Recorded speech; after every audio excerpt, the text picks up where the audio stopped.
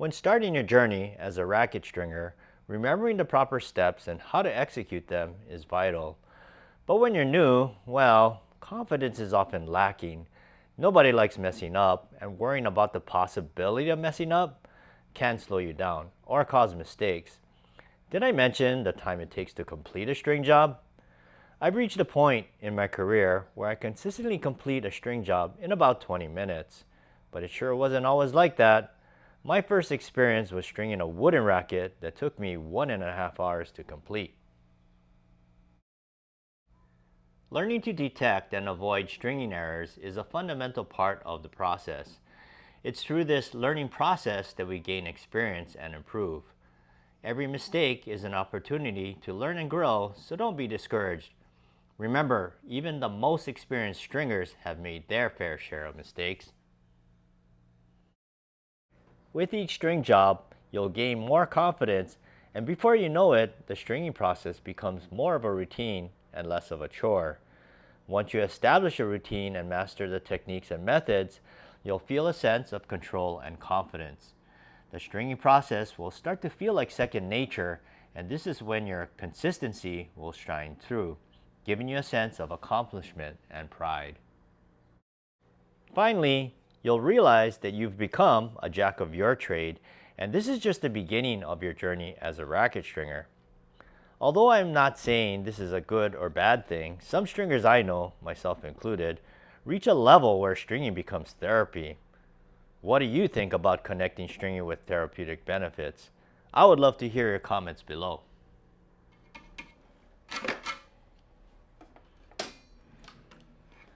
Thanks for watching. Happy stringing!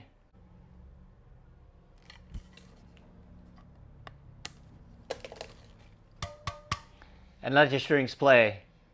If you're a stringy geek like I am, here's a cool gadget. It's a ERT 300, and it's a string tension device that can measure actual string tension. Now what it does is you place it onto a string bed of a racket, and it electronically sends micro vibrations into the strings that simulates the ball impact. And from that you get a reading which is called dynamic tension. So I'll show you 4 practical ways that you can use the ERT 300.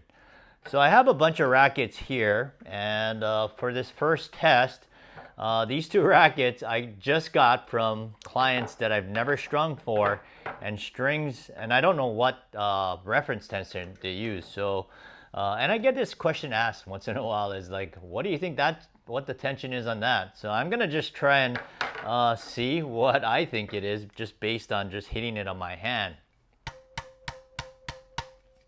And it always helps to know what it was strung at originally, but I'm gonna guess this one is at 42.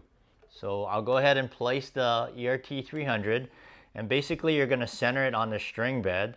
So I'm gonna go ahead and count up 2, 4, 6, 8, 10. I'll place it above the 10th string, and basically you're just gonna turn it on. It takes about 5 seconds to come out with a reading, and it's coming out at 30 right there.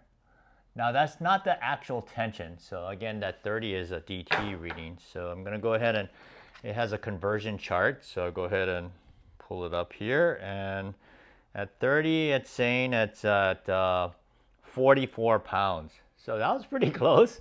I may have gotten lucky. So let me just try another one here. I have this other racket. This is my backup in case I wasn't close on that first one. So this is an interesting hybrid setup. So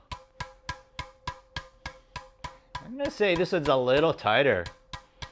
Let's go 46 on this one. So I'll go ahead and place it in the middle.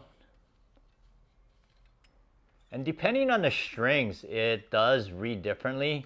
And I'll talk more about that later. So let's go ahead and see what the other one had, a 30 DT.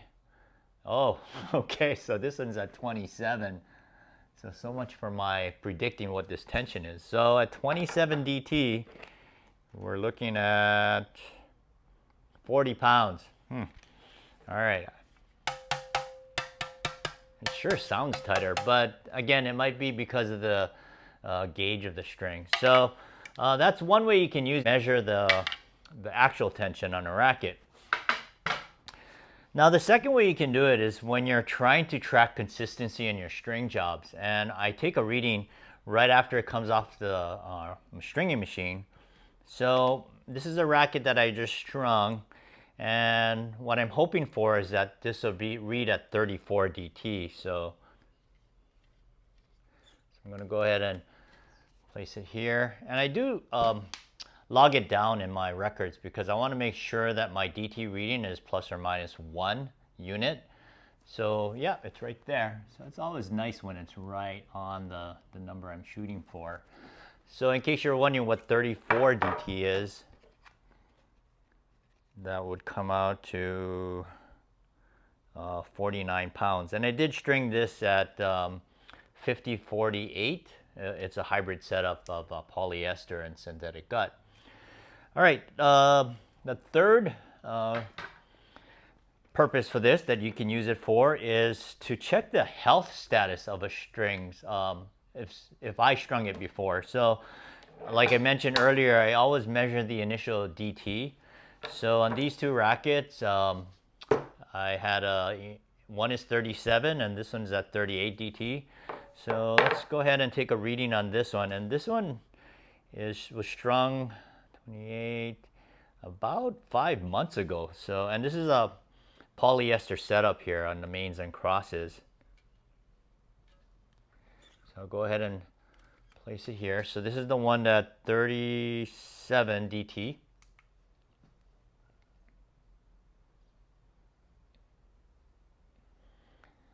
So right now it's coming out at 31. So what I'm going to do with that number is I'm going to track tension loss. So basically I'm just going to take the difference, which is 6 DT units, divide that by 37.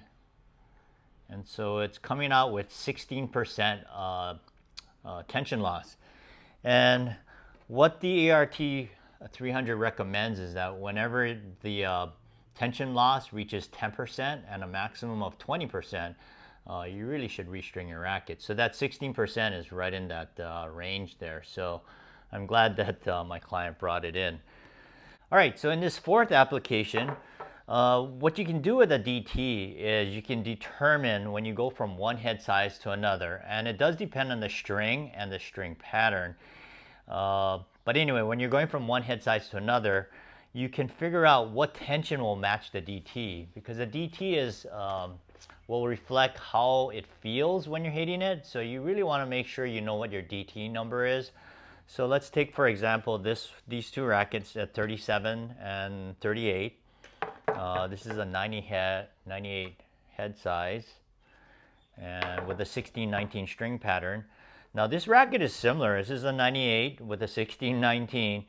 And I strung this with a similar setup with a polyester. But at 48 pounds, this one came out with a 33 DT. So if I were to try to match the DT of this to these rackets, what I would do is go up 4 pounds, go up to 52.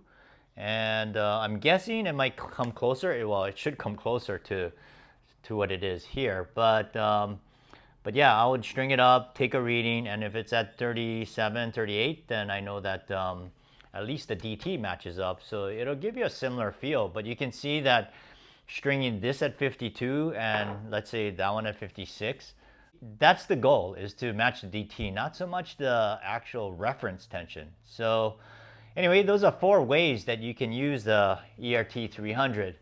Now, if you'd like to purchase one of these, I do have an affiliate link. So if you use it, you get 10% off the regular price. So just go to ert300.com and use the code AMSTRINGING. Mahalo for your support, and let your strings play.